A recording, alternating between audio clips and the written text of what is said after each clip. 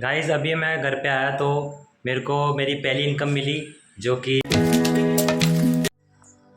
Hello guys, welcome to my vlog.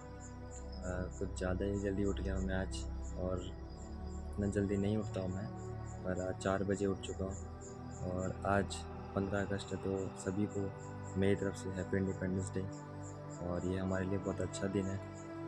और बस अभी कुछ नहीं, अब जाके नहाऊँगा और फिर दिन की शुरुआत करूँगा। पर नहाने के बाद मैं फिर से सो गया और फिर मैं गौ माता के लिए लेके गया कुछ खाने के लिए, और फिर मैं गया आरती करने। और फिर आरती करने के बाद फिर मैंने बजाया एक छोटा सा शंख।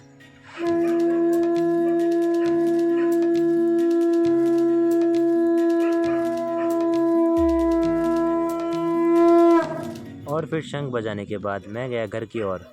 तो मैंने मम्मी से पूछा कि आज क्या काम है। तो मम्मी ने बोला कि आज मैं कुछ ख़रीदने जाऊंगी।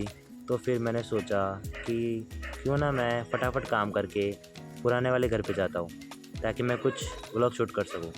पर फिर मम्मी ने बोला कि फ़ोन तो मैं लेके जाऊँगी। तो फिर ऐसा सुनने के बाद भाई मैं तो पूरा अंदर से टूट गया। और जब मम्मी आई तो मम्मी लेके आई थी एक नया कुकर, जो कि था एक इडली कुकर, और उसके साथ में था एक और कुकर। फिर उसके साथ में था एक और कुछ, एक अलग ही चीज़ थी, वो पता नहीं क्या था। और ऐसी बहुत सारी चीज़ें लेके आई थी मम्मी, जो कि हमारे घर पे आज बहुत सारी नई नई चीज़ें आई थी। तो हमने उनको फटाफट अनबॉक्स किया और थोड़ी अनबॉक्सिंग वाली फ़ील भी ले ली। और जैसे अनबॉक्स किया तो फिर हमने निकाला सबसे पहले ये इडली वाला कुकर, जिसके अंदर सबसे पहले ये कुछ थैली वाली निकली थी। और फिर अंदर से भाई ये मतलब वैसा ही था, कुछ नया नहीं था, पर ये थोड़ा अच्छा था। इसकी थोड़ी क्वालिटी इतनी अच्छी नहीं थी, पर ये बहुत अच्छा था प्राइस रेंज में। और फिर हमने इसको अनबॉक्स किया। फिर जब मैं दूसरा बॉक्स अनबॉक्स करने गया तो मेरी बहन की दोस्त का फ़ोन आ गया। फिर ये देख लो हमारा छोटा सा घर। और फिर अब मैं जा रहा हूँ व्लॉग शूट करने with a new surprise. Guys अभी मैं घर पे आया तो मेरे को मेरी पहली इनकम मिली जो कि मैंने जो मेरी छोटी बहन है उनको पढ़ाया था। वो चाचा की लड़की है, तो उनको पढ़ाने के लिए मैंने 1 महीने तक पढ़ाया। तो उन्होंने मेरे को फ़ीस दी है जो कि थी 500, जो कि ये रहे। और 100 रुपीज़ तो अपने जो हमारी जो गौ माता है उनको दवाई दिलाई थी, तो उस टाइम के बाकी थे 100 रुपये।